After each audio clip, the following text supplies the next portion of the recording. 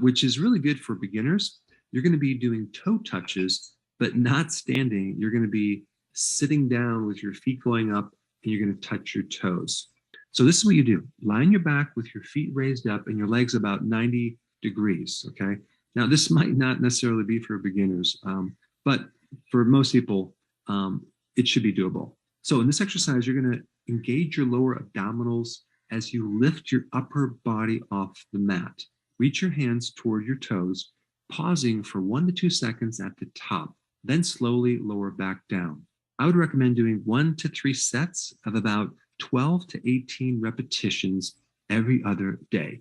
This is a great exercise for your core. All right, the next exercise is called bicycle crunches. Now, for this exercise, make sure you rotate your core to avoid pulling your hips or straining your neck.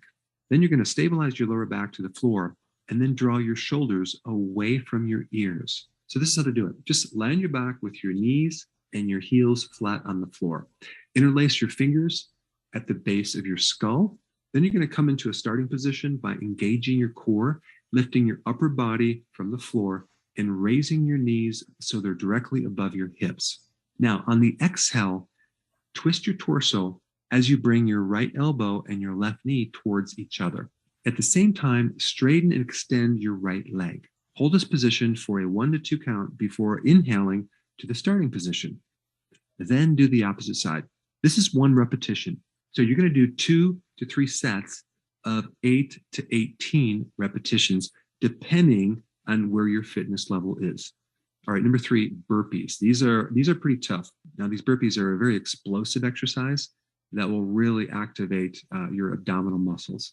So the first thing is to stand with your feet shoulder width apart. Squat down and place your palms in front of you on the floor directly under your shoulders. Now jump your legs back to come into a push-up position. Do 1 push-up and then jump your feet back to the starting position.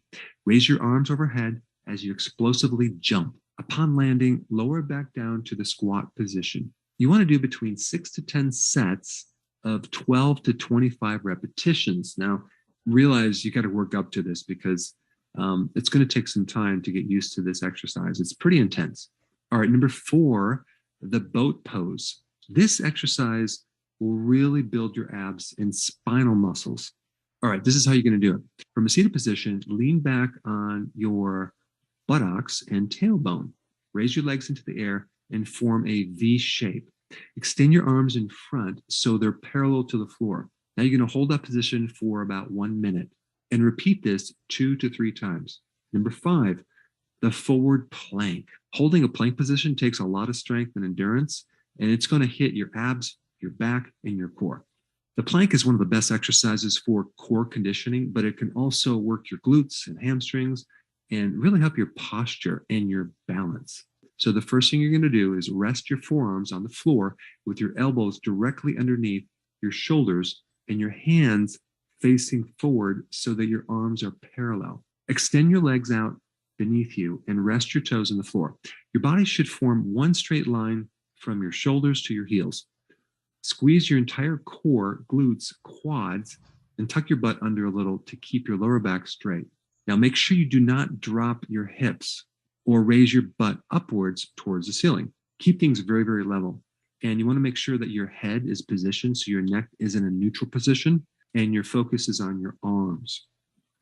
Now you're going to hold this position for about 40 seconds. Now at first, maybe you can get to 20 seconds, but you want to work up to 40 seconds. And you might want to do this like 2 or maybe 3 times.